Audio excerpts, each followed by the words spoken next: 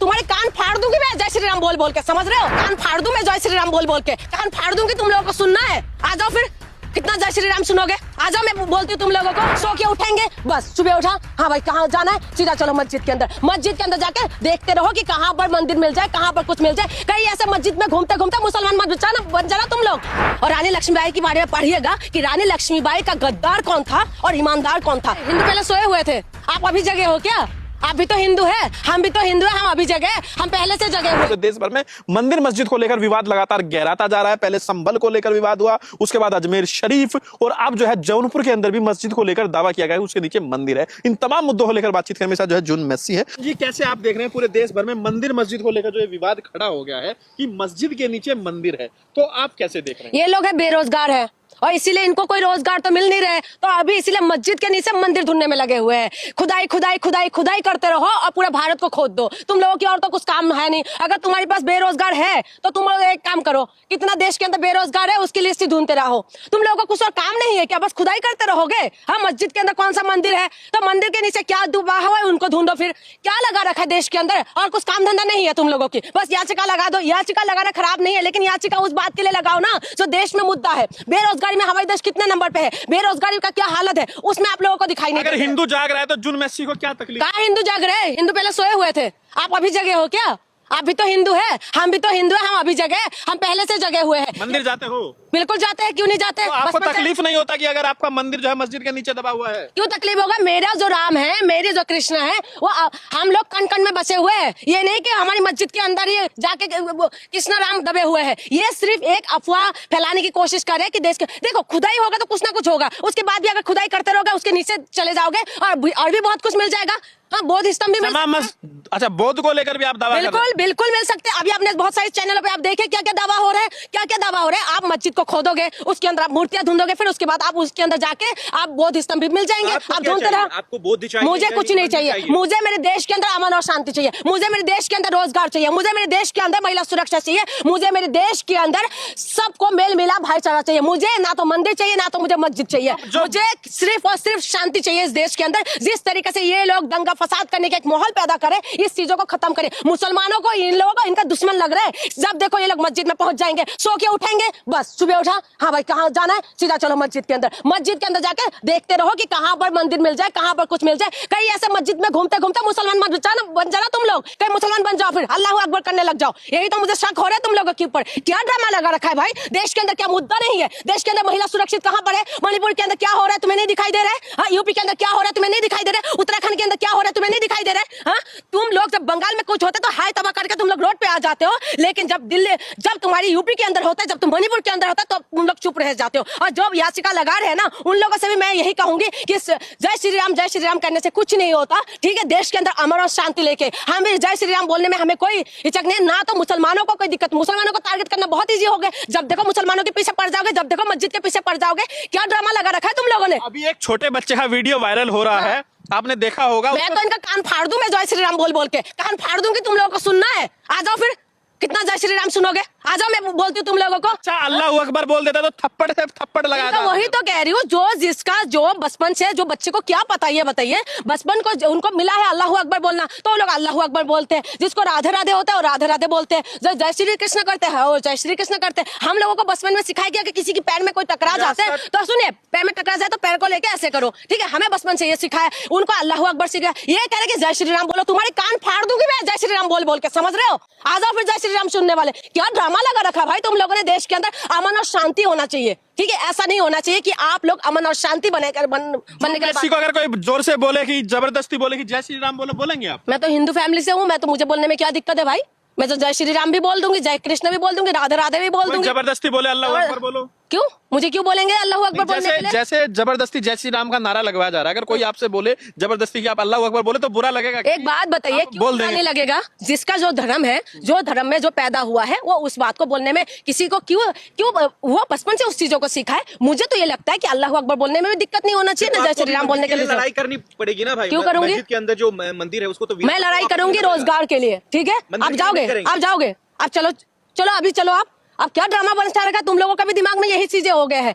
मैं सिर्फ लड़ाई करूंगी, मुझे रोजगार चाहिए। मैं अभी आपने देखा पटना के अंदर क्या हो रहा है, क्या हो रहा है बच्चों के अंदर, कैसे दौड़ा दौड़ा के बच्चों को मार रहे हैं। आप ये देखिए देश के अंदर ऐसी एक हालत हो रहे हैं कि बच्चों को दौड़ा दौड़ा के मार रहे हैं जब पेपर के लिए बात करते हैं। अभी यूपी के अंदर हुआ है, ये सारी मुद्दा नहीं है क्या? रोजगार के लिए जब रोड पे लोग आते हैं तो उनको दौड़ा दौड़ा के मारते हैं। हिंदू रक्षा की बात करते हैं लेकिन हिंदू के ऊपर पिटाई हो रहा है। ये कौन सा हिंदू रक्षा करे, ये कौन सा हिंदू को तुम जगा रहे हो, ये बताइए। हाँ, आपको कुछ दिखाई नहीं दे रहा है कि देश के अंदर क्या हो रहा है? हिंदू के नाम पे ज्यादातर क्या है, हमारे देश के अंदर कितना करोड़ हिंदू है, आप मुझे बताइए। कितना करोड़ मुसलमान है, ज्यादातर लोग तो हिंदू है। तो बेरोजगार कौन है? सबसे ज्यादा हिंदू है। बेरोजगार सबसे ज्यादा महिलाओं के साथ बलात्कार किसका हो रहा है? हिंदू का हो रहा है। सबसे ज्यादा जो शोषित और परेशान हो रहे कौन हो रहे? हिंदू हो रहे। तो तुम लोग हिंदू बचा रहे हो, कौन से हिंदू बचा रहे? बेटी बचाओ बेटी पढ़ाओ, आए दिन बेटी के साथ बलात्कार होते, कहाँ रहते हो फिर? कहाँ रहते हो? तब तुम लोगों का याचिका नहीं लग सकते। जुन जी ये बताइए, आप कभी जमा मस्जिद गए?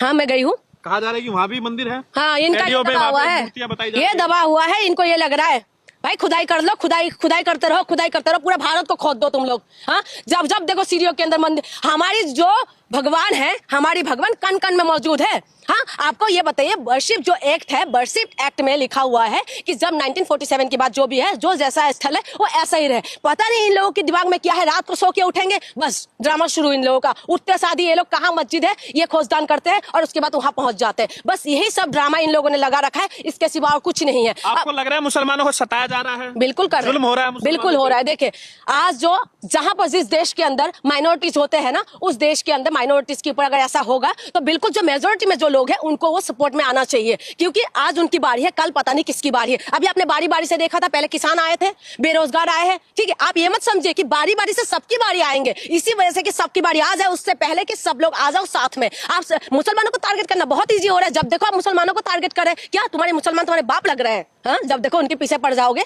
किस लिए पड़े हो? गौस खान का नाम सुना तुम लोगों ने? रानी लक्ष्मीबाई के साथ जो तोप चलाते थे कौन थे? चले जाना कभी झांसी, और झांसी में जाके देख लेना कि गौस खान का कब्र कहाँ बना हुआ है। ठीक है, कभी झांसी जाइएगा और रानी लक्ष्मीबाई के बारे में पढ़िएगा कि रानी लक्ष्मीबाई का गद्दार कौन था और ईमानदार कौन था। कभी वो किताब पढ़िएगा। आप बताइए कौन, क्या बताऊं, ईमानदार कौन था? गौस खान थे। गौस खान ने तोप चलाते हुए, उन्होंने वहां पर लड़ते हुए, अंग्रेजों के साथ लड़ते हुए गौस खान ने कुर्बानी देश के लिए। गद्दार कौन था? कौन था? सिंधिया परिवार थे। और कौन थे? कौन थे? पढ़ाए किताब पढ़ लीजिएगा और उसमें साफ साफ लिखा हुआ है। ठीक है, क्यों? देश के अंदर आप किताब पढ़िएगा ना, किताब पढ़िएगा। और ब्राह्मण हिंदू की बात नहीं कह रही हूँ मैं, सिर्फ गद्दार की बात कह रही हूँ। सिंधिया मतलब मैं आपको बता हाँ, सिंधिया मतलब क्या है? सिंधिया परिवार को हाँ, आप उनका हिस्ट्री पढ़िए ना। रानी लक्ष्मीबाई का दुश्मन कौन था? आप ये बताइए, आपकी दोस्ती, जैसे माहौल खराब हो रहा है, आपके भी मुस्लिम दोस्त होंगे, हिंदू होंगे, सिख होंगे, क्रिश्चियन होंगे, तो दोस्ती में दरार आई या दोस्ती बनी हुई है? देखिए हमारी जो दोस्ती है, दोस्ती में दरार तो आए हैं। ठीक है, क्योंकि मैं भी हिंदू फैमिली से हूँ। मैं बचपन से मैंने जो जिनके साथ बड़े हुई हूँ, तो मैं मुसलमान परिवार भी थे, सिख भी थे, और हमारे साथ हम ऐसे परिवार से बिलोंग करते थे जहां पर हमारी, पहले आपको पता होगा, चंद्रकांता आते थे देखने के लिए, आते थे हाँ, और गंगा वैसे करके कुछ एक वो आते थे देखने के लिए। सारे मुसलमान कैंप के जितना लोग थे ना हमारे घर में आते थे। हम लोग मैट बिछा देते थे, छोटे छोटे थे हम लोग, तो थोड़ा थोड़ा मुझे याद है, लेकिन वो लोग देखने के लिए आते थे उस वक्त। और हम लोग ऐसी परिवार से आते थे, जब हम लोग दुर्गा पूजा देखने के लिए जाते थे ना, तो हमें आली नाम का एक भाई रहता था, जो हम भाई बोलते थे, उनके साथ हम लोग देखने के लिए जाते थे। और जमाइदा करके एक मुसलमान था, हम लोग उनको जमाइदा बोलते थे, हमारी आसामी में उनको भैया बोलते थे। ठीक है, हम लोग उनके साथ दुर्गा पूजा देखने के लिए जाते थे, तब तो हम खतरे में नहीं हो। अब आगे हम लोग हिंदू खतरे में। भाई तुम लोगों ने क्या ड्रामा लगा रखा, ड्रामा बंद करो। ठीक है, बहुत हो गए तुम लोगों के ड्रामा। अगर जनसंख्या अनुपात बिगड़ गया कहा जा रहा है, तो फिर बहन बेटियों को उठाकर ले जाएंगे? हाँ, इनका बाप लेके जाएंगे। अभी बहन बेटी सुरक्षित है क्या? कब बहन बेटी सुरक्षित है बताइए? कब सुरक्षित है बहन बेटी? आप लोगों ने तो बोला था ना, बीजेपी का तो यही नारा था ना, बेटी बचाओ और बेटी पढ़ाओ, महिला के सम्मान में भाजपा मैदान में। किसने बोला था? किस किस स्लोगन थे जो सुपर टुपर हिट भी हुए थे? हमने देखा था ना कि किस तरीके से महिलाओं के साथ बलात्कार होते हैं। आपकी कुलदीप सिंह सिंगर कौन थे? जो उन्नाव का जो विधायक थे वो कौन थे? आप मुझे बताइए। और जब ब्रिजभूषण शरण सिंह को जो तुम आभूषण बना के घूमते रहते हो, वो कौन थे ये मुझे बताइए। हाँ, जो BHO में जो हुआ था IT सेल का जो बंदे थे, वो किसका IT सेल का बंदा था? आप मुझे बताइए। अभी जो यूपी के अंदर आप कहते हो रात को 12 बजे स्कूटी लेकर महिला जा सकते हैं, यूपी के अंदर नर्स महिला के साथ जो स्कूटी लेकर जा रहे थे, उसके साथ जिस तरीके से बलात्कार हुए, आप मुझे बताइए वो कौन थे और किसकी राज में हो रहा है? मणिपुर के अंदर किसकी राज है? आप मुझे बताइए। बड़ी नफरत भरी हुई है बीजेपी। नफरत नहीं भरे हुए हैं, इनके स्लोगन में याद दिला रही हो कि आपके ऊपर बहुत उम्मीद थे, आपके ऊपर बहुत विश्वास था, और वही विश्वास के साथ हमने आपको जिताया। मैं 2014 में भी वोट दी थी। ठीक है, बीजेपी को बिल्कुल मुझे पसंद थे कि चलो एक बदलाव होगा, लेकिन बदलाव क्या हुआ? इन्होंने इन्होंने तो बर्बाद कर दिया है, बिल्कुल बर्बाद कर दिया है। ये लोग पहले ये कहते थे साइनिंग इंडिया, अब बेटे पढ़ेगा इंडिया तो बढ़ेगा इंडिया, लेकिन अभी इन लोगों ने क्या करा, मंगलसूत्र खतरे में हो जाते हैं, कभी इनका भैंस खतरे में हो जाते हैं, ठीक है, अभी बटोगे कटोगे हो जाते हैं, और एक रहोगे तो सेफ हो रहा है। अभी इनका स्लोगन ही बदल गया है। संभल के अंदर जो मस्जिद को लेकर विवाद है, साथ साथ अब जौनपुर का मुद्दा आ गया है, जामा मस्जिद को कहा जा रहा है, साथ ही साथ ताजमहल को लेकर भी दावे किए जा रहे हैं, और राजस्थान के अंदर भी मामला सामने आया है। तो अब अजमेर शरीफ का मामला है, तो आपको क्या लग रहा है, वहां मंदिर बनेगा या मस्जिद ही रहेगी? देखिए, जो संविधान के अनुसार जो है, जो एक्ट है, वो उसी हिसाब से रहे तो ठीक है। शांति व्यवस्था देश के अंदर बने रहना चाहिए। जिस तरीके से व्यवस्था खराब हो रहा है, अभी आपने देखा था संभल के अंदर किस तरीके की व्यवस्था हो गए थे, और संभल के अंदर किस तरीके से लोगों का जान गया है, ठीक है, किसी का नहीं, कोई नेता का बेटा नहीं जाते, नेता का बेटे का जान नहीं जाते, सिर्फ आम इंसान का ही जान जाते। बहराइच के अंदर जो हुआ था वो आम बंदे का ही जान गए थे, ठीक है। जो मिश्रा थे, जो गोपाल मिश्रा, वो आम ही जनता थे, आप और हमारे जैसे परिवार के बंदे थे। और जो अभी संभल में जो हुआ है, वो आप और हमारे जैसे परिवार के बंदे का, नेता सिर्फ लड़वाते हैं, भिड़वाते हैं, लेकिन फायदा वो लोग लेते हैं, और हमने रोना बिलखना सिर्फ आपको और हमें है।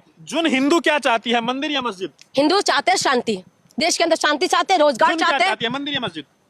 मैं शांति चाहती हूँ देश के अंदर। कौन सा विरासत? हिंदुओं का विरासत नहीं चाहिए। कौन से हिंदू का विरासत? के अंदर जो दबा है, अजमेर शरीफ के अंदर जो दबा है, आप निकालने जाओगे, आप निकालने जाओगे, आप निकालने जाओगे। विरासत में जो मिला है ना, जो जैसा है ऐसे ही रहे, ठीक है। और जो मोदी जी है, खुद जो अजमेर शरीफ में चादर भेजते हैं, तब उनको पता नहीं था? क्यों वहाँ पर वो धूप बत्ती अगरबत्ती वो दिया क्यों नहीं भेज रहे थे, चादर क्यों भेज रहे थे? मोदी जी तो बहुत बड़ा हिंदू है ना। बाबर औरंगजेब ने मंदिर तोड़े, हजारों मंदिर तोड़े, आप मानते हैं?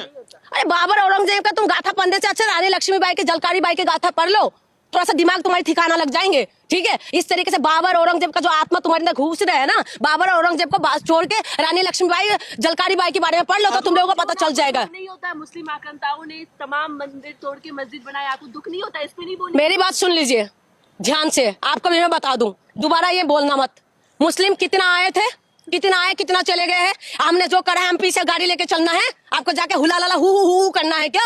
वो करना है क्या? जिन्होंने किया वो लोग चले गए हैं, ठीक है। हमारे देश के अंदर अमन और शांति चाहिए। हमें इस देश में इस तरीके दंगा फसाद लड़ाई झगड़ा नहीं चाहिए। ना तो हमारी मंदिर, चलो मंदिर आप बना लीजिए, क्या दलितों को आप पुजारी बना देंगे? आप बताइए, पुजारी बनेगा दलित? तो मैं बोल लूं कि बनाओ, मंदिर बनाओ। तुम हिंदू तो बनाते हो, ब्राह्मण बनाते हो? नहीं बनाते हो। क्या पुजारी बनाओगे? नहीं बनाओगे। लेकिन तुम हिंदू बना के सिर्फ माहौल को खराब करने की कोशिश करें। मैं देश के लिए यही निवेदन करूंगी कि शांति व्यवस्था बना के रखिए और सब अमन और शांति के साथ।